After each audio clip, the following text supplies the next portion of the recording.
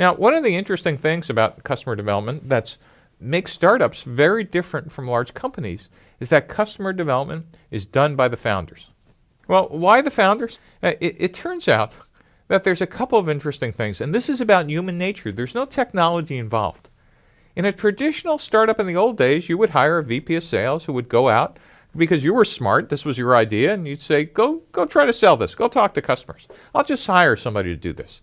But remember, an employee doesn't have the vision. They're just executing what you told them. And guess what happens if they go out and talk to people who say, this is the worst idea we ever heard, or no, we won't buy it. What happens is they'll come back and tell you, and the first time they do this, you'll say, well, you're just not describing it right. And you send them back out for another couple of days or weeks or months, and they'll come back again. And if you're like any passionate founder, you'll go, I hired the wrong executive, you're fired. Now just imagine we run the exercise, this time not with a proxy, a head of sales or marketing, but we force you to get out, you the founder, to start talking to customers. And if you got that same exact feedback, it might take you 3 customers or 5 or 30, but eventually smoke will start coming out of your ears because cognitive dissonance is now coming into effect, is that you might realize that your story or vision isn't right.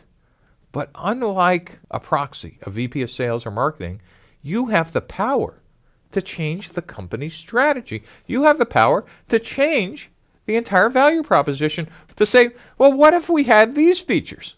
And customers might say, nah, still not.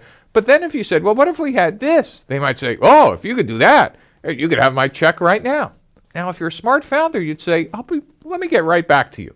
Because what you'll do is you'll go test that new feature with 5 or 10 other customers. And all of a sudden, you realize that you had the wrong feature set. And just by adding this small little change, you could now actually get a whole series of paying customers. Only founders could do that.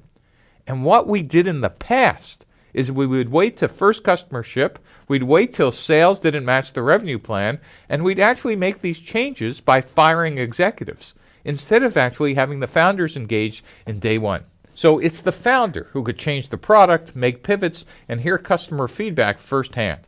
And that's the idea of getting the founder outside the building.